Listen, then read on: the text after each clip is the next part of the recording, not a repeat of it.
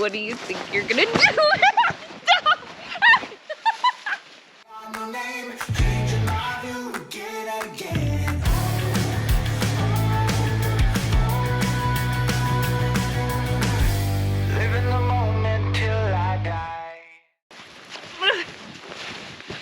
What's up, Wanderers? Welcome to Wander Time. It is a beautiful day at Mount St. Helens, and today I am going to talk to you all about how to stay warm when you're outside. Whether you're hiking, snow camping, or just out playing in the snow, I'm going to show you how to layer and what to layer in order to have a great day.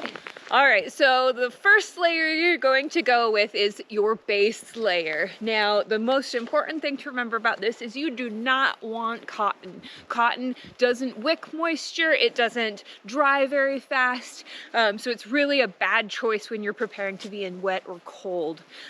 So my favorite are these Karitra brand. They are wool, they're super soft, and the major thing about base layers is they're abrasion protection. So if you're carrying a pack or you have a lot of layers on and it's rubbing on your skin a lot, you want this to be nice and soft. You want it to wick away moisture, so if you get sweaty, you're not wet under there.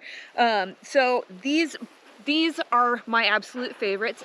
Definitely gonna link to all these products in the description. But if you're sensitive to wool, like some people find even the softest wool is really itchy on them, Under Armour actually offers really excellent base layers too. They're gonna keep you warm, dry, and super comfortable, and they're not wool. Here we have Under Armour. So, layering number one, your base layer. All right, for your second layer, this is going to be your light insulation layer. So this is going to be lighter, it's going to be breathable, it's going to allow room for air to come through so that you can dry out. So what I love is I was gifted by Otter, they're a brand new company. They sent me over their layer, and what I love about it is it's full zip, so it's easy to take on and off as I get hot. And it's synthetic material, so it's gonna keep me dry and comfortable. And then for pants, I like these fleece lined leggings. I think they look cute and they keep me pretty warm most of the time, so they're very versatile. Another great option for a mid layer for your pants is Mountain Hardwear, and they actually create puffy pants that are will keep you really warm. And it's all dependent on where you're going, what you're doing, how cold is it gonna be. But this will be your first insulation layer. This is gonna be the layer that's gonna start to keep you warm. Right, so the next layer is going to be your mid-weight insulation layer. So this is going to be your warmest layer. I like to go with down because it's super lightweight to carry and it's very, very warm, but there are some other great options. Don't be afraid to go with synthetic and polyester fillings. Those are a little heavier, but they do a great job as well. And down can be a bit more expensive. So I'm rocking a Cotopaxi right now. It's my favorite jacket, but again, dependent on what you're doing and what the weather is like and how cold it's getting, it might be too hot for you. So from Ariat, I have my favorite vest. This is also down.